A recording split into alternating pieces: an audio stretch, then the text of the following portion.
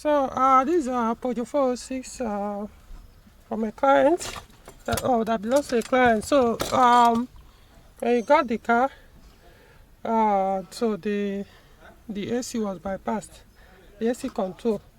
Switch on ignition. So it was bypassed. So in other words, you can no longer start it here.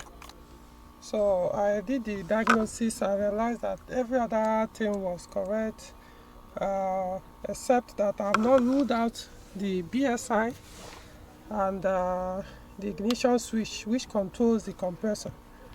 So that's the trigger to the compressor.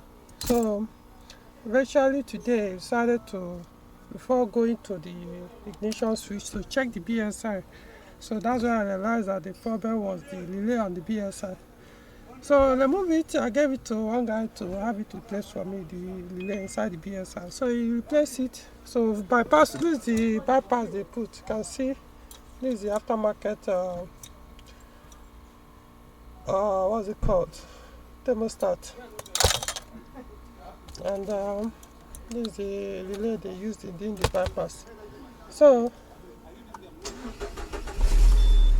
as it is, before now, to start the compressor, you have to increase the speed, or you press the auto mode or stuff like that, so I can start.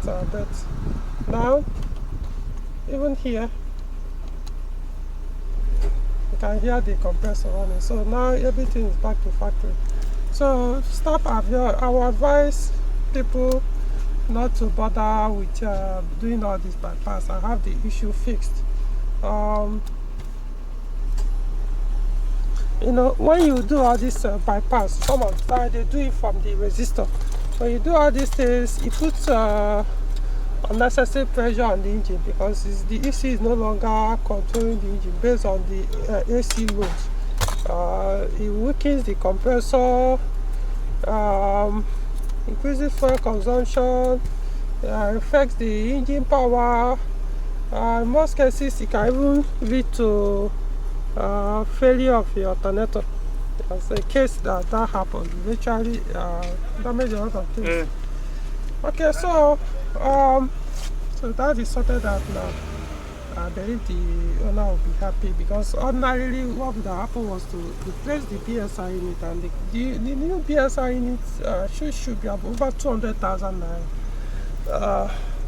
So that has been prevented. Sorted out without replacing the BSI. So I know a lot of Nigerians do this. Any small issue, they will go and bypass the AC control. I'm coming. Okay. So, alright. So I hope the lesson has been passed.